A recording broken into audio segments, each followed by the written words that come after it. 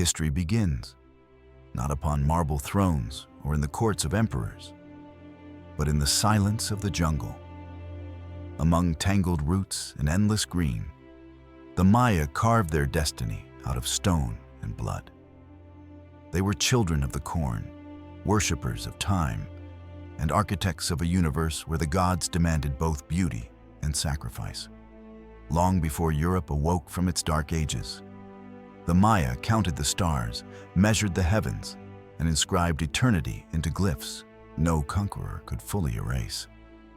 To walk among their ruins today is to hear whispers of a vanished orchestra, the drums of war, the chants of priests, the cries of captives, and the slow, solemn beat of time itself. Every pyramid is a sermon in stone, each stairway an ascent toward the realm of the gods. Yet, beneath this magnificence lies tragedy. Cities swallowed by the very jungle they once conquered, dynasties torn apart by ambition, and a people who gazed so deeply into the calendar of eternity that they may have lost sight of tomorrow. The Maya story is not merely of rise and fall, but of survival. Though empires crumbled, their language still breathes, their rituals still echo, and their descendants still walk the earth of Yucatan. Theirs is a civilization that defied oblivion, a reminder that time, though it devours kingdoms, can never silence the spirit of a people.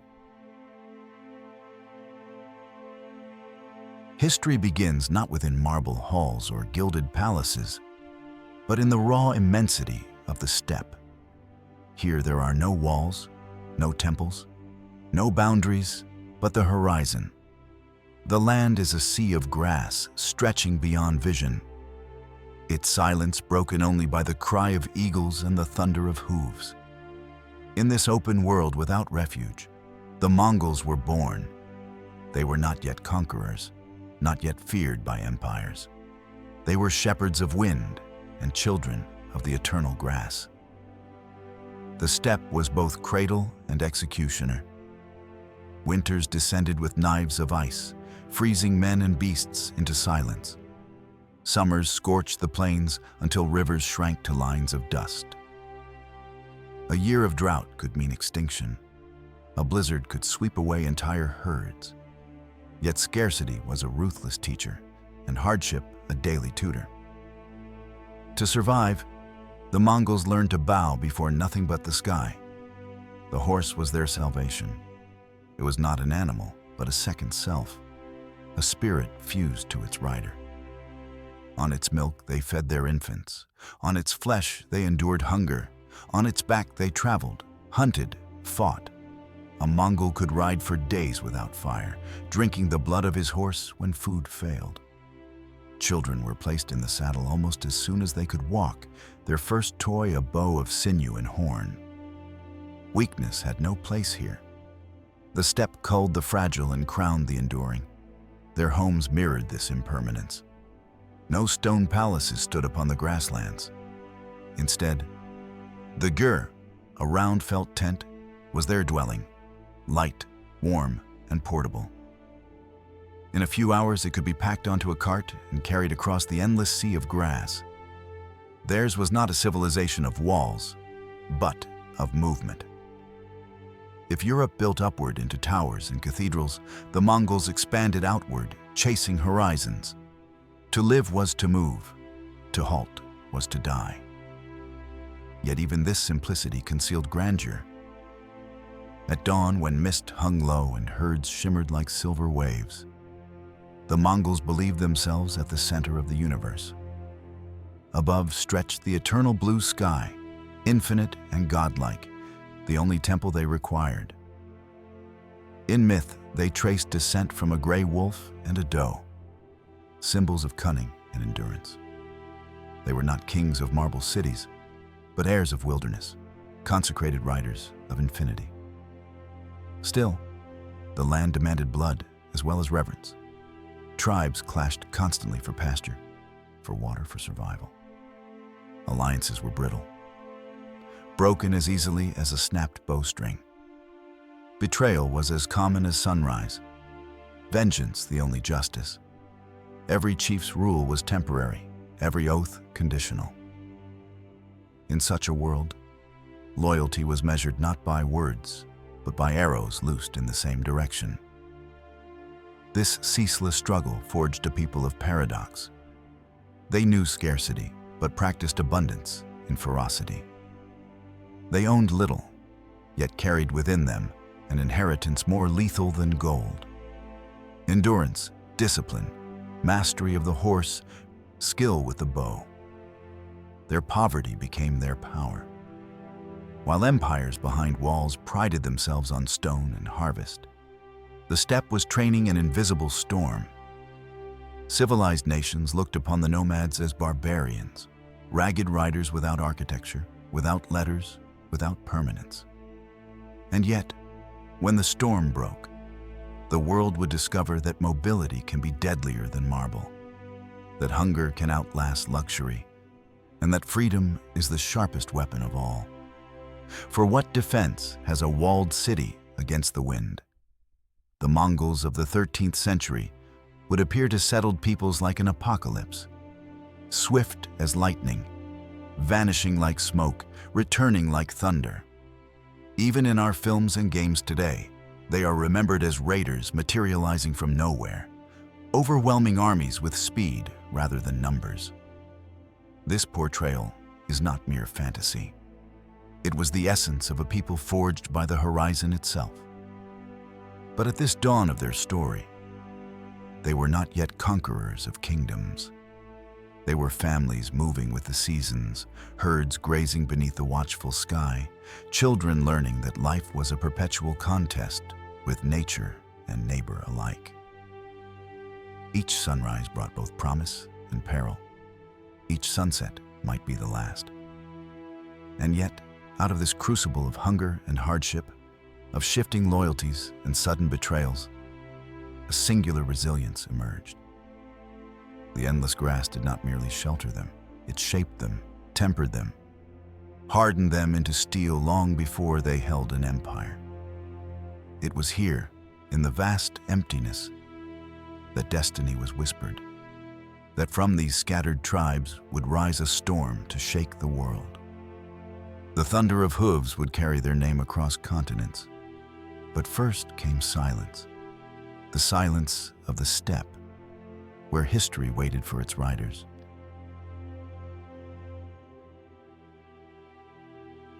He was born by the Onan River, a child of the grass and the wind. The Mongols remembered him as Temujin, son of Yesuge, chief of the Borjigan clan. His cradle was no gilded palace, but a rough felt tent. His lullaby not the hymns of priests, but the endless murmur of the steppe. Yet even at birth, fate marked him.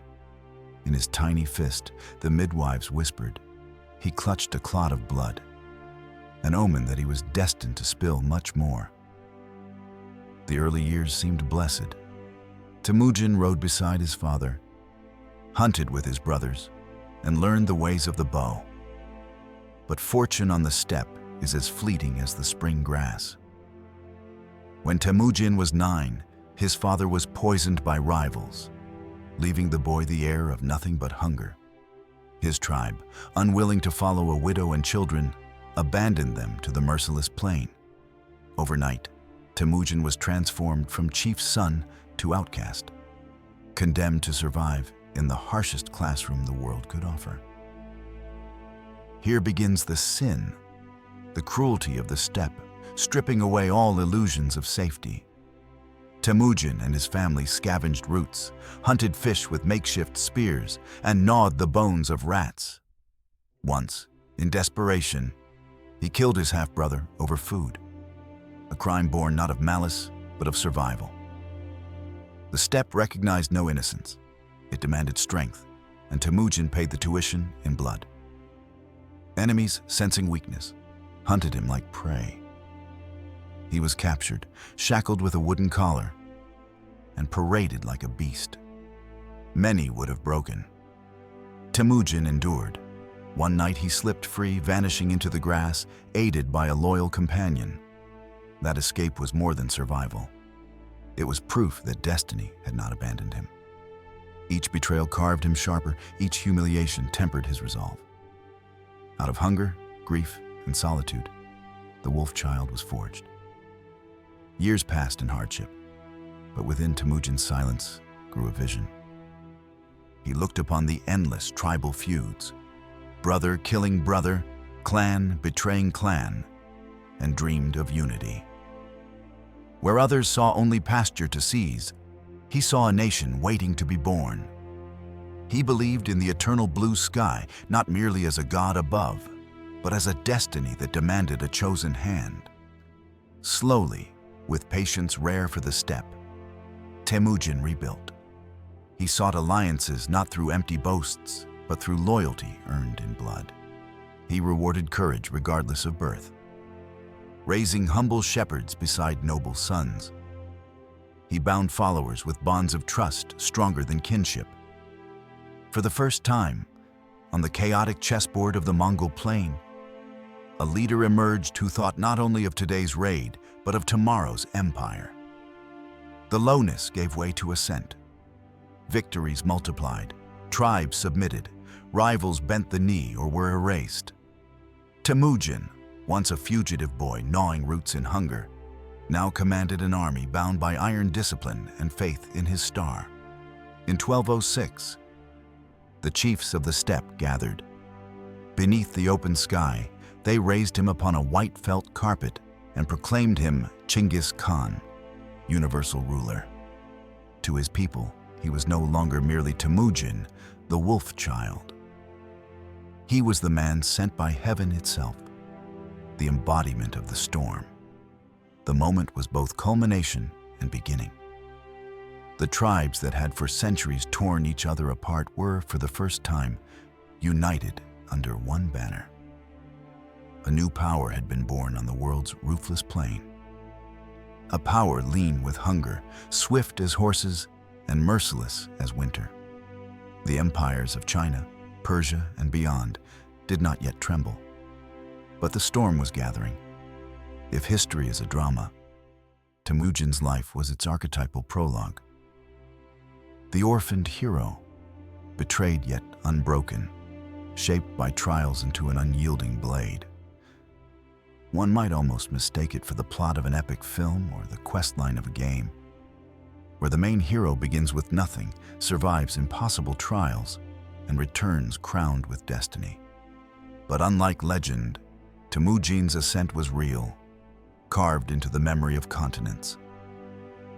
And so the wolf child, hardened by hunger and betrayal, rose as Chinggis Khan. He carried within him not only the scars of his own survival, but the vision of a people who had endured the cruelty of the steppe for centuries. In his voice spoke the eternal blue sky. In his eyes glowed the horizon of conquest.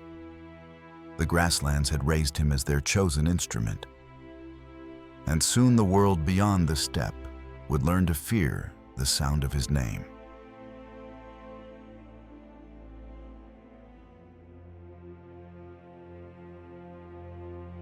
If Temujin was the will, the Mongol army was the sword. On the wide, merciless plain, he forged not merely a horde of riders, but a living machine of war, disciplined and inventive beyond the imagination of sedentary kings. What had once been a scattered people, hunting and raiding in chaos, became a force that would ride like thunder across 2 continents. The genius lay first in simplicity. Every man was a horseman from childhood, every child learning to ride before he could walk steadily. Every girl and boy taught to draw the short composite bow, whose sinew and horn gave it power enough to pierce armor at 200 yards. The bow was small enough to fire while galloping at full speed, and the Mongol rider carried several, along with a quiver of 60 arrows. Some for distance, some for close shock, even some tipped with fire. Their horses, small but tireless, could travel 50 miles in a day, grazing as they went. To armies weighed down with supply trains, the Mongols seemed creatures of the wind itself. But Temujin gave them more than skill. He gave them order. He broke the old tribal divisions, reshaping the army into decimal units. 10, 100, 1,000, 10,000. A man's loyalty was no longer only to his kin, but to his comrades in arms.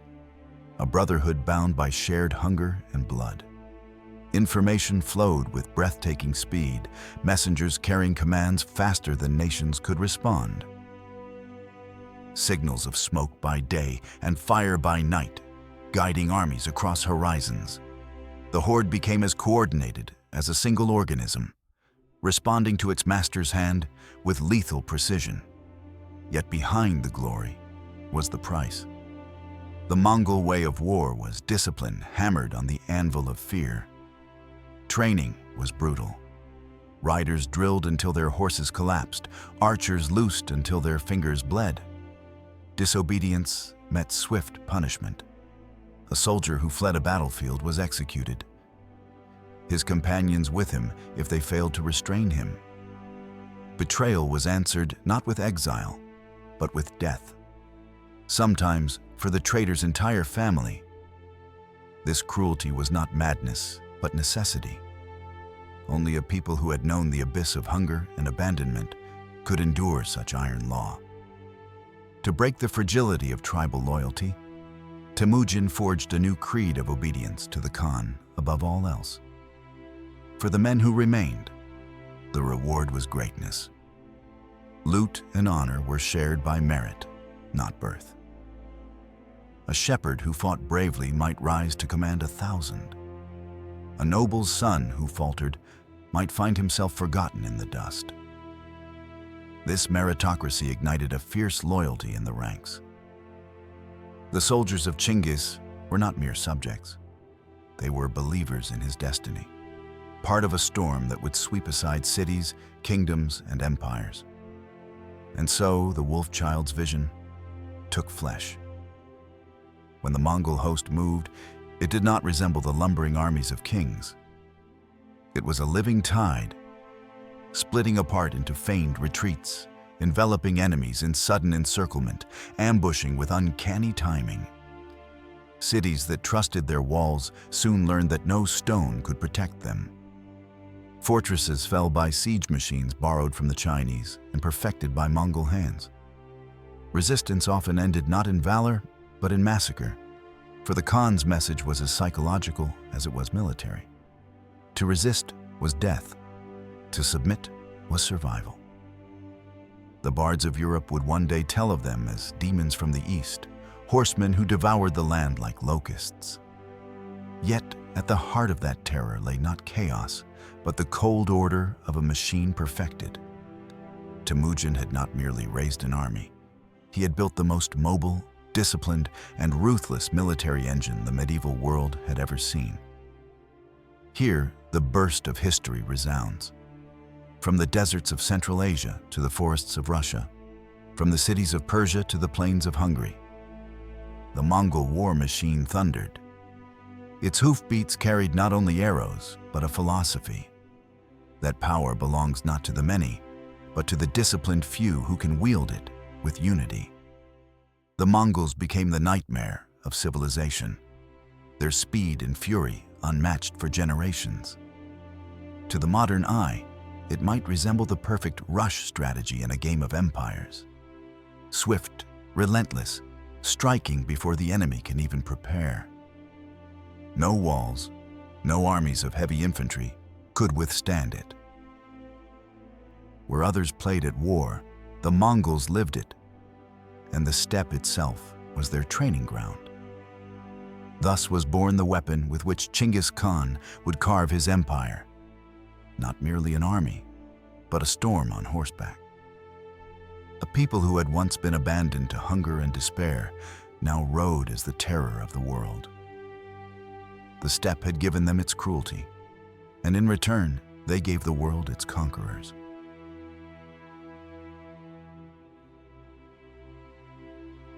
From the moment Chinggis Khan had bound the tribes into one people, his eyes turned naturally to the south. There lay China, the ancient realm of rice and silk, of books and bronze, of walls that seemed eternal. For centuries, the empires of the steppe had ridden to its gates, raiding, pillaging, and retreating like storms. But never had a conqueror thought to take the empire entire. Temujin, the wolf child now called Chinggis, would dare what no nomad before him had dared, to break the wall itself. At first, the campaigns were skirmishes, testing the vast frontier. Mongol horsemen appeared like ghosts beyond the passes, striking at outposts and vanishing again. The Great Wall stretched like a dragon's spine across the horizon, a symbol of Chinese defiance. To many, it seemed impenetrable, a line that could hold back all the horsemen of the steppe. Yet Chinggis was not deceived. He knew that no wall, however mighty, could defend itself forever. Walls were built by men, guarded by men, and men could be broken. The early victories came swiftly. In 1211, the Mongols surged south against the Jin dynasty, their black banners whipping in the wind. Cavalry crashed through open plains, arrows fell like rain upon Chinese infantry, and forts that had endured for centuries toppled in weeks. Yet triumph did not come cheaply. The armies of China were vast, their cities ringed with stone, their crossbows lethal, their determination unyielding. Here began the long silence of struggle. The Mongols, so accustomed to speed, found themselves checked by fortresses that rose like mountains. Siege was alien to the steppe. Horses could not scale stone, arrows could not pierce walls. For years the war dragged on, a grinding contest between the mobility of nomads and the endurance of farmers. Chinggis adapted. He summoned engineers from conquered lands, Muslim, Chinese, even captured artisans of the Khwarezm, and from their skill he forged new weapons. Catapults hurled stones, fire pots lit the sky, and rams battered down gates. Slowly, the wall of Chinese resistance began to crack.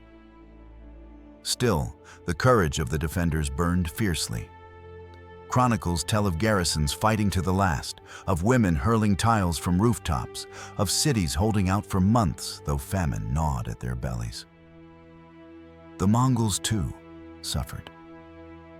For every victory in the open, they endured the frustration of stalemate at the gates. In these years, the horde learned patience, discipline not of the charge, but of the weight, the hunger, the slow tightening of the noose. The wolf had to learn the art of the siege. And then came the eruption. In 1215, after years of relentless assault, the Mongols encircled Zhengdu, the city that would one day be Beijing. It was a jewel of the north, defended by massive walls and thousands of soldiers. For months, the struggle raged. Arrows against arrows, fire against fire, stones against stones. At last, starvation accomplished what steel could not. The gates opened, the defenders broke, and the city fell. What followed was terror.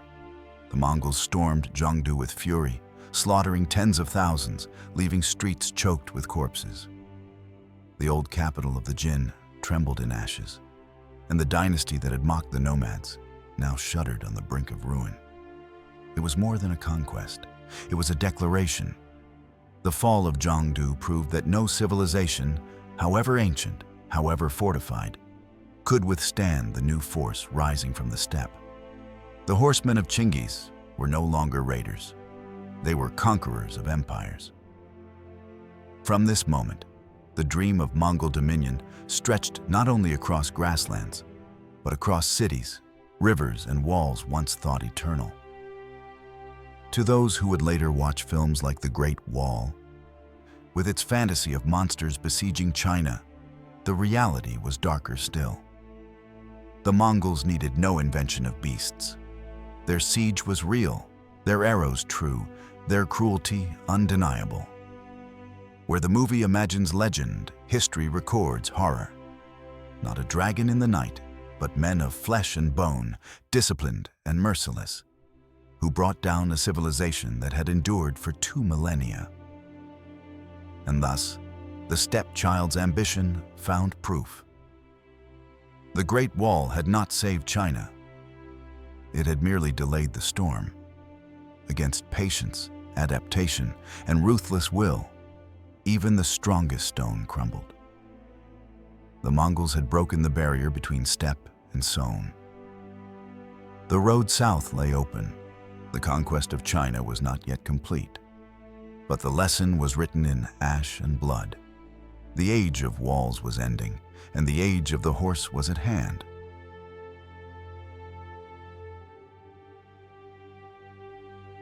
The Mongols had broken the wall of China, but their hunger was not sated. Beyond the deserts and mountains lay Khwarezm, a proud empire stretching across Persia, rich in cities, scholars, and trade. It was a realm of mosques, whose domes caught the sun, of markets filled with silk and spices, of caravans that linked the Mediterranean to the farthest steppes.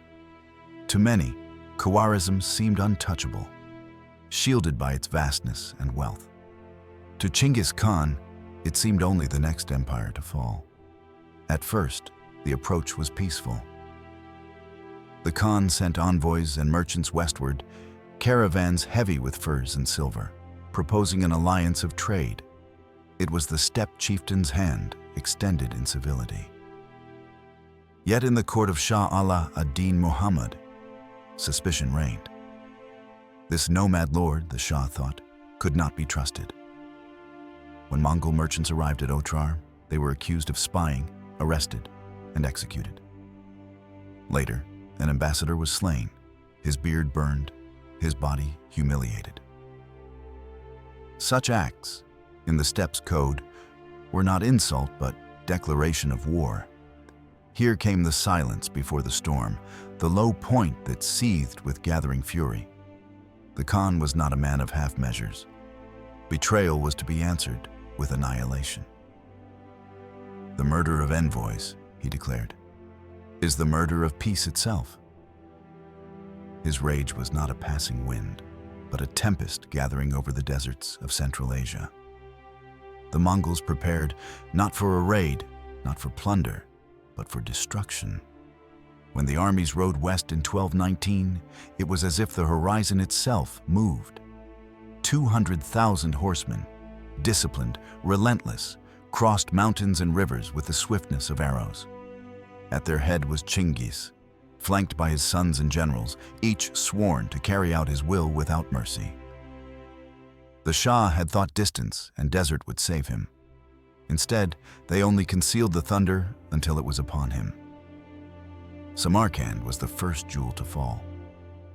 Once a city of gardens and turquoise domes, a beacon of Islamic scholarship, it was encircled by the Mongol horde. Siege engines hurled stones, archers filled the skies, and traders within opened the gates. The defenders fought bravely, but the weight of the steppe was irresistible. When Samarkand fell, its glory was trampled beneath hoof and sword. Thousands were executed, craftsmen and scholars deported, women and children scattered like chaff. From Samarkand, the Khan turned to Bukhara. Its mosques and libraries had been the pride of the Islamic world.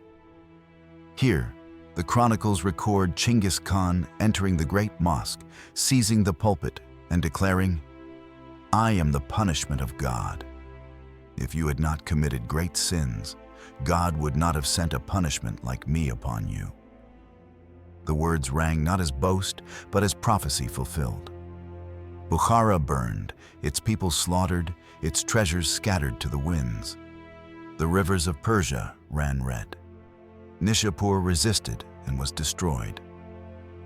Its population was butchered in revenge for a slain Mongol commander, the skulls of its people heaped into pyramids. Merv, Herat, Urgench, each name once bright in the map of civilization, each reduced to ash and silence. Chroniclers wrote of cities where 1 million souls were said to perish, of fields where bones lay whitening for generations. Whether the numbers were true mattered little. The terror was real. For Chinggis, terror was not excess, but strategy. The rivers of blood were deliberate, a weapon as sharp as any arrow. By destroying utterly, he broke the will of those yet unconquered. Word traveled faster than horses. Resist and be annihilated. Submit and live. It was a calculus of fear, and it worked. Whole towns surrendered without a fight, opening their gates rather than face the fate of Samarkand.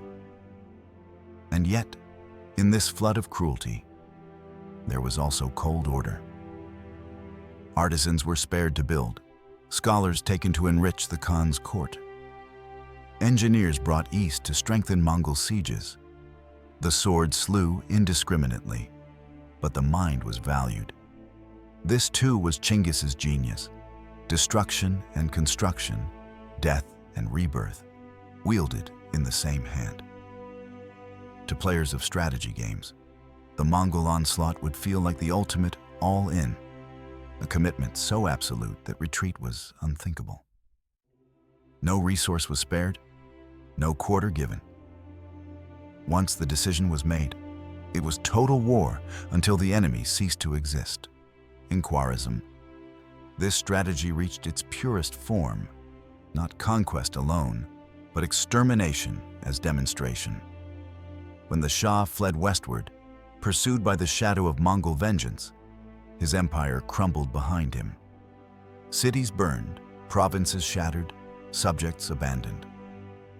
By the time he died, wandering on an island in the Caspian Sea, his throne was dust, his people scattered, his name cursed. Thus, Persia learned what China had already glimpsed, that the Mongols were not raiders, but a force of history, a tide that washed away kingdoms. And in the wake of that tide, the rivers ran not with water, but with blood. The Mongols did not rest after Persia bled.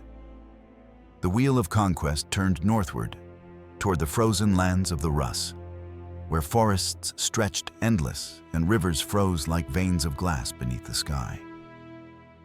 These were not kingdoms in the grand manner of Persia or China, but a patchwork of principalities, Kiev, Novgorod, Vladimir, each proud, each divided. Their princes quarreled as brothers do, forgetting that beyond the horizon a tempest gathered, one that would sweep not with wind, but with hooves. It began with reconnaissance, as always. Scouts rode like shadows across the steppe, mapping rivers and villages, testing resistance. Then the storm broke. In 1223, on the banks of the Kalka River, the Mongols first clashed with the Rus princes and their Cuman allies. The encounter was swift, brutal. The Rus, weighed down by armor, trudged through mud and marsh, while the Mongols wheeled like falcons in the sky. Feigned retreat, sudden encirclement. The arts of steppe warfare played out with deadly precision. When the battle ended, tens of thousands lay dead. The princes trampled, the pride of Rus humbled.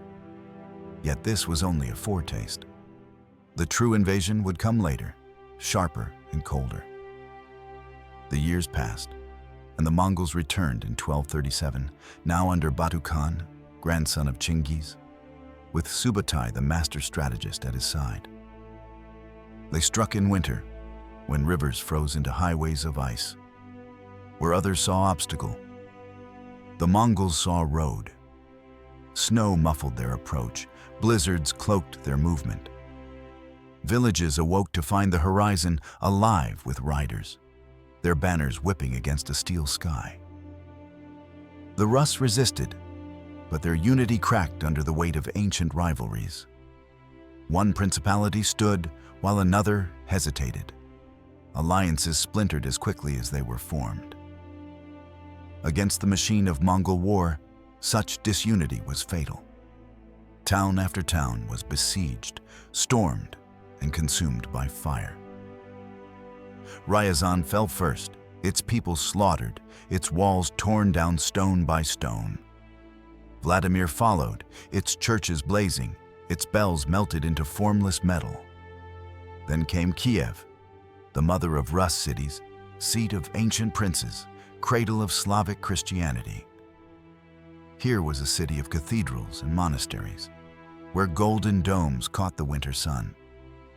But when the Mongols came in 1240, gold turned to ash.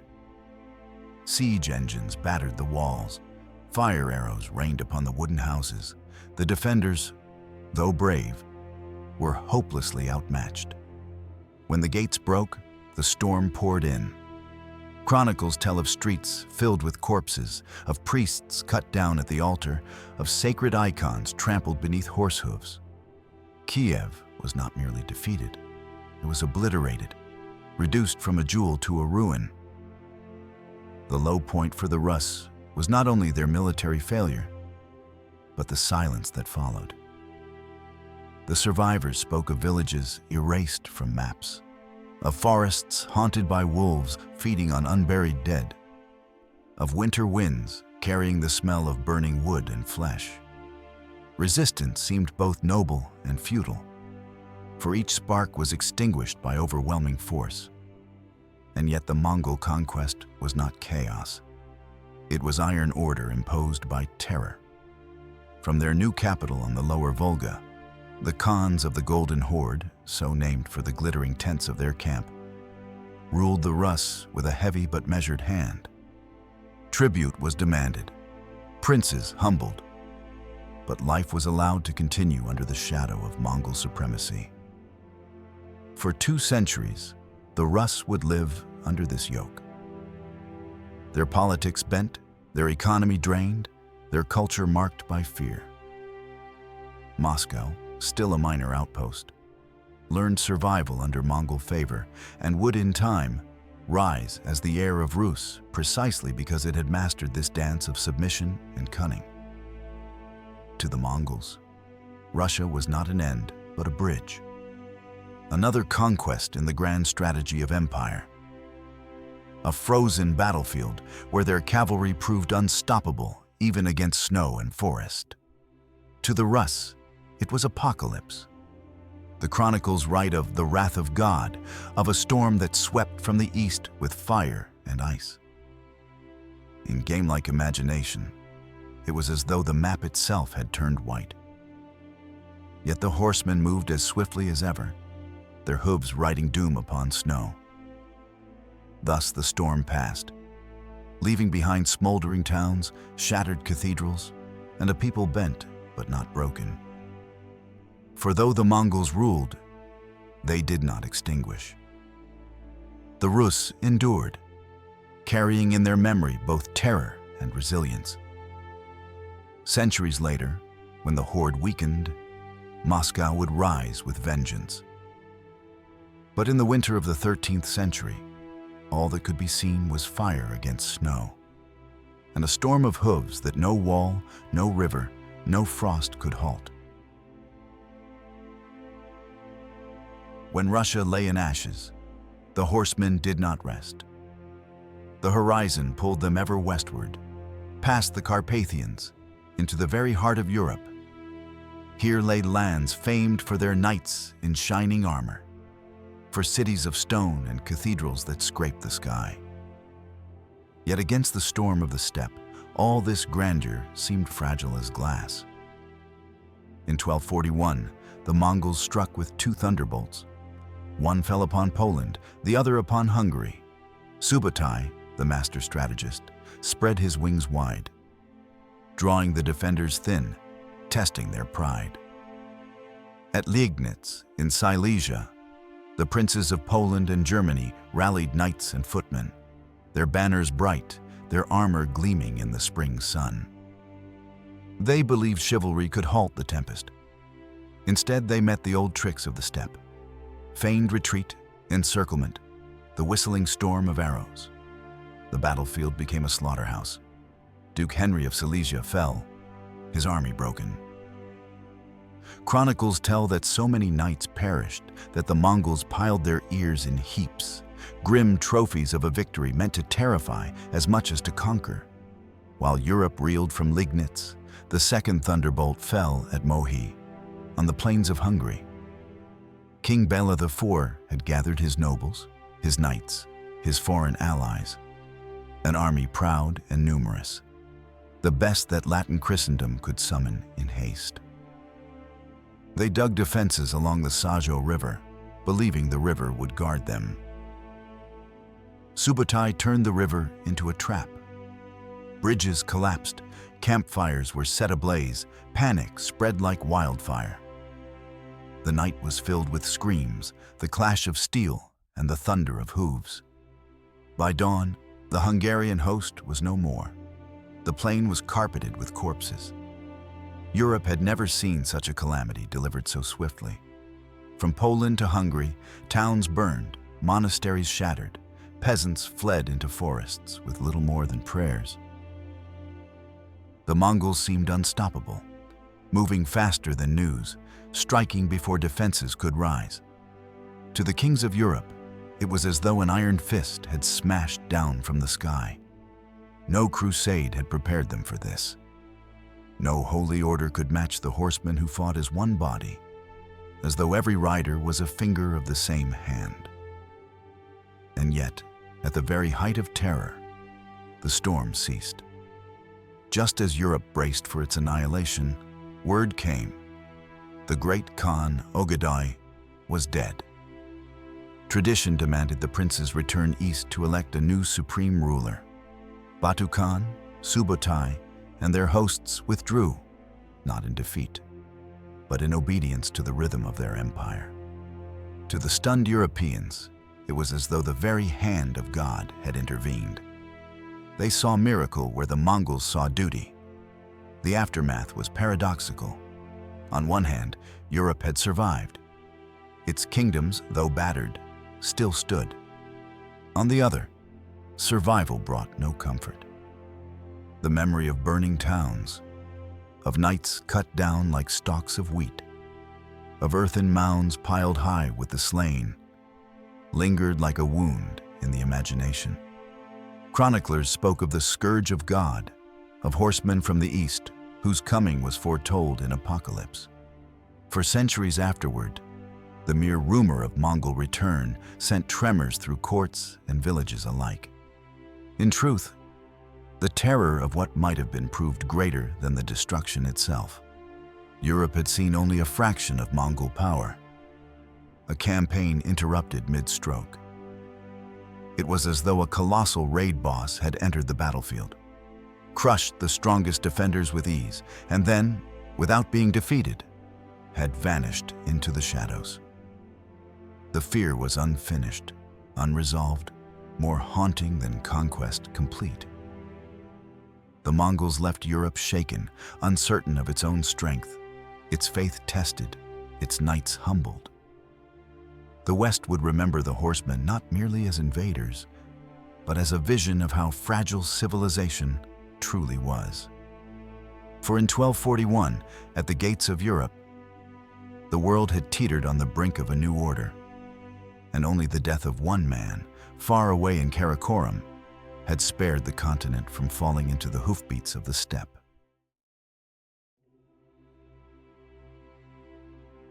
When Mongke took the throne of the Great Khan in 1251, the Mongol Empire had reached the size of a continent itself.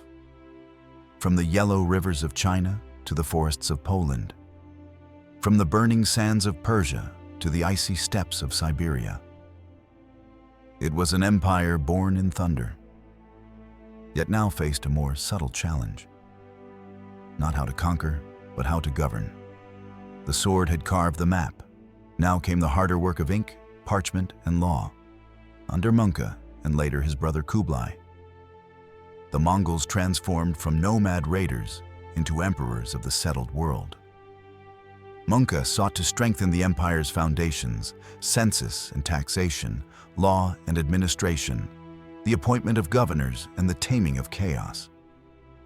He was the austere face of Mongol power, the iron hand still firm, yet striving to build rather than only to destroy. Kublai, by contrast, was a dreamer of cities. In him, the steppe spirit encountered the grandeur of China. He founded a dynasty, the Yuan, with palaces in Khanbalik, today's Beijing, where silk banners fluttered beside horsemen's lances. It was a vision of a Mongol empire that no longer galloped endlessly across the grasslands, but sat upon a throne, gazing across the world. Yet empire is a creature uneasy in its skin. The Mongols had built their dominion by mobility, ferocity, and fear. Could such weapons govern merchants, farmers, artisans, and monks? Soldiers became tax collectors, generals became governors, and the discipline of the battlefield often turned to the corruption of court. The Pax Mongolica was a paradox. Its peace rested on the memory of terror. Cities opened their gates not out of loyalty, but because they remembered what happened to those who resisted. Beneath the silence of obedience, tensions simmered. Resentments, rebellions, the friction between nomad and sown. The peace was real, but it was fragile, like a tent standing only so long as its poles were taut. And yet, fragile though it was, it worked. For nearly a century, the roads of Asia were safer than they had ever been. Caravans crossed deserts with the confidence that Mongol patrols would guard them. Bandits who once haunted the Silk Road now feared Mongol justice, swift and merciless.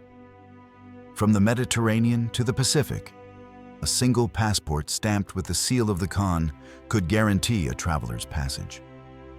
Merchants from Venice walked in Samarkand. Persian craftsmen worked in China. Armenian monks prayed in Beijing. Nestorian bishops carried the gospel eastward. Muslim scholars debated with Chinese Confucians in the shadow of Mongol courts. For the first time in history, the world began to feel like one world. The fruits of this connection were astonishing. Spices, silks, and jewels flowed westward. Glass, wine, and silver flowed eastward. Paper money, first born in China, found its way into Persia. Gunpowder, once a secret alchemy, began its long march toward the cannon that would shake European castles. And stories, above all stories, crossed the frontiers. The marvels of Marco Polo, who traveled the highways of the Mongol Empire and carried back to Venice a vision of Cathay that would fire Europe's imagination for centuries. To some, it seemed as though the steppe horse had become a world-bridging steed.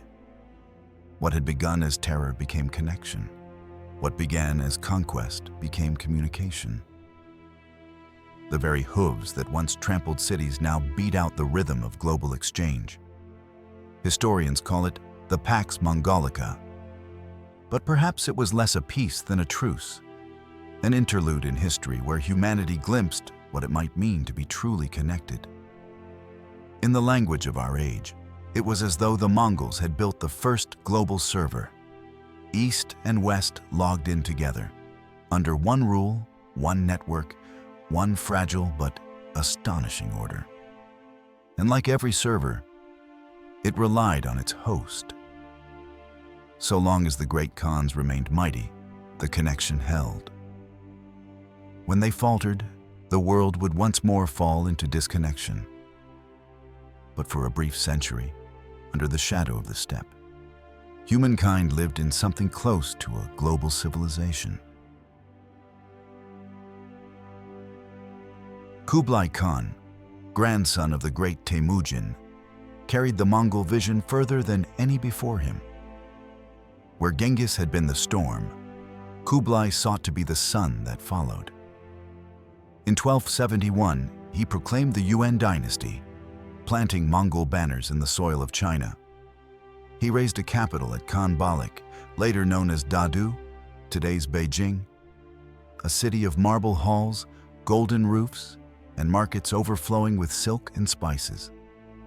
To the eyes of contemporaries, it seemed as though the nomads had finally come to rest. The horsemen of the steppe now ruled from a throne of jade, clad in Chinese robes, presiding over the wealthiest civilization on earth.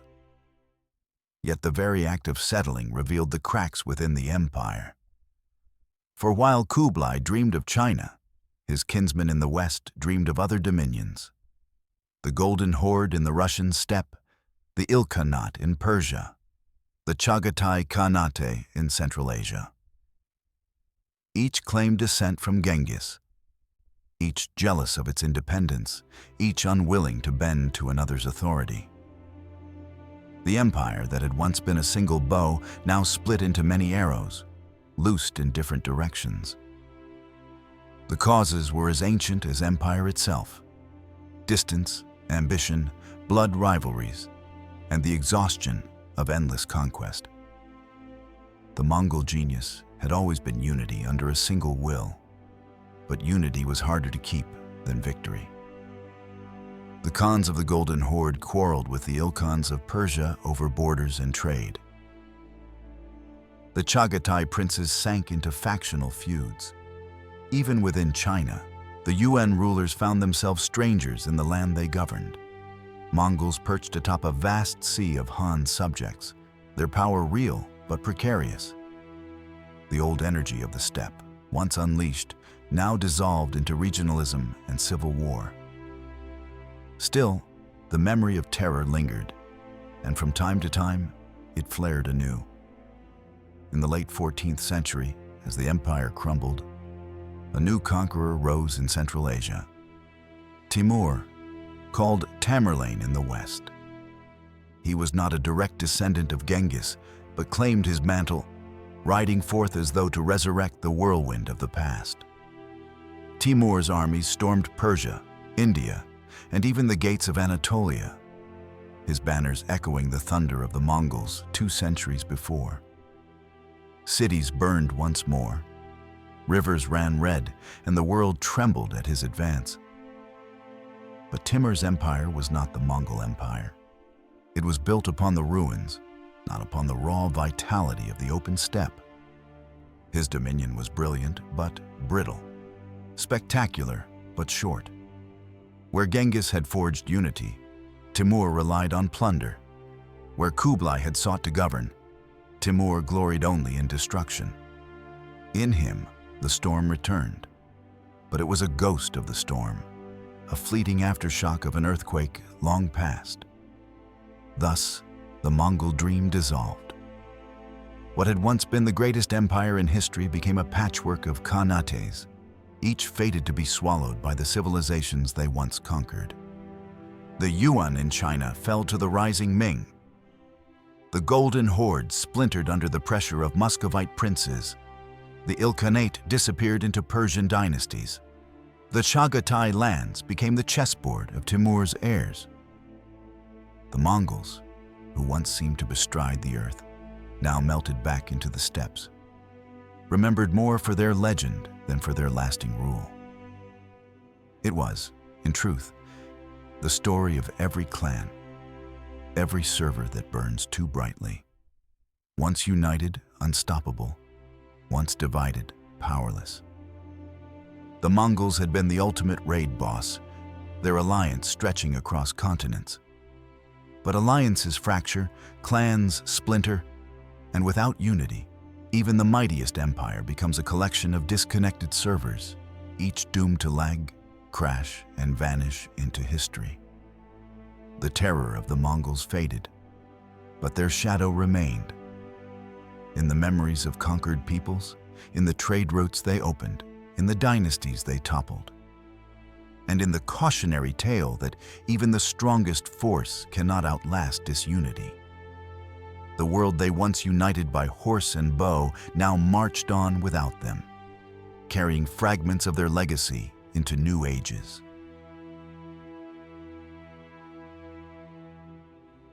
Across the centuries, the thunder of Mongol hooves has never fully faded. For those who lived in their path, the legacy was written first in fire and blood. Cities that had stood for 1,000 years, Nishapur, Kiev, Baghdad, were reduced to ash in a matter of days. Populations were slaughtered, irrigation systems ruined, libraries burned. The empire's expansion was a storm of conquest that seemed to erase the very memory of civilizations. To this day, chronicles from Russia, Persia, and China speak of the Mongols as harbingers of apocalypse, a horse-borne plague that devoured kingdoms whole. Yet the Mongol legacy is not only one of destruction. Out of the ashes rose a world more connected than ever before. The Silk Road, once a tenuous series of trails, became under the Khans a safeguarded artery stretching from the Yellow Sea to the Black Sea. Merchants carried silks, spices, and gems under the watchful eyes of Mongol patrols. Scholars, astronomers, and physicians moved freely across Eurasia, exchanging knowledge between Baghdad, Beijing, and Venice. Even the Black Death, the most infamous passenger of this global highway, was a grim testament to the reach of Mongol globalization. For better or worse, the world became smaller beneath their hooves. They also redrew the map of possibility. European explorers, from Marco Polo to Columbus, carried within their imaginations the vastness of the Mongol world. Polo's tales of Kublai Khan's court inspired the idea that riches lay beyond the horizon, waiting to be reached by ship rather than caravan. The Mongols, by uniting East and West, planted the seed of the global age, even as their empire itself crumbled. Still, scars remained. In the ruins of Central Asia, irrigation canals destroyed by Mongol cavalry left lands barren for centuries. In the memory of China, the Yuan dynasty stood as a foreign yoke, a reminder of humiliation as well as imperial grandeur. In the Russian steppe, the Tatar yoke haunted generations, shaping Muscovy's identity in opposition to its conquerors. The Mongols left both bridges and wounds, avenues of exchange, but also scars that would never fully heal. And yet, above the ruins, their legend endured. The image of the horseman from the endless grasslands, the rider who could appear without warning, strike like lightning, and vanish like mist, remains etched into human imagination. In Europe, the Mongols became the bogeymen of the medieval mind, invoked in sermons and chronicles as punishment from God. In Asia, they became both admired and reviled, symbols of strength, but also of devastation. In modern times, their memory rides again, though in different guise. Historians debate their cruelty and their contributions. Filmmakers and novelists resurrect their sagas. Gamers clash with Mongol hordes as if facing the ultimate raid boss. Their cavalry still feared centuries after the last Khan fell. The legend of the steppe endures not only in books, but in pixels and screens, echoing in virtual battles that mirror ancient ones. Perhaps this is the truest legacy, that the Mongols cannot be forgotten. They are at once destroyers and unifiers, demons and visionaries. Their empire fell, but their shadow remains stitched into the fabric of world history. Every map, every global network, every east-west exchange carries faintly the hoofbeats of Genghis's riders. The empire of the steppe is gone. The palaces of Kublai have crumbled. The banners of the Golden Horde have long since turned to dust. But listen closely, and you may still hear it. The echo of hooves rolling across the plain, a reminder that once the world trembled before the riders of the endless grass. And so the hoofbeats fade into history, but their echo still shapes our world today. The Mongols were conquerors, destroyers, and builders all at once. A paradox of war and connection that forever changed the map of humanity. If you've traveled with us through this saga of fire and empire, don't let the journey end here. Hit that subscribe button to ride with us into more tales of civilizations rising and falling. And I'd love to hear from you. What do you think was the greatest legacy of the Mongols? Terror, trade, or the dream of a connected world? Drop your thoughts in the comments below. Your voice is part of the story too. Until next time, remember, history is never silent. It always carries the echo of hooves.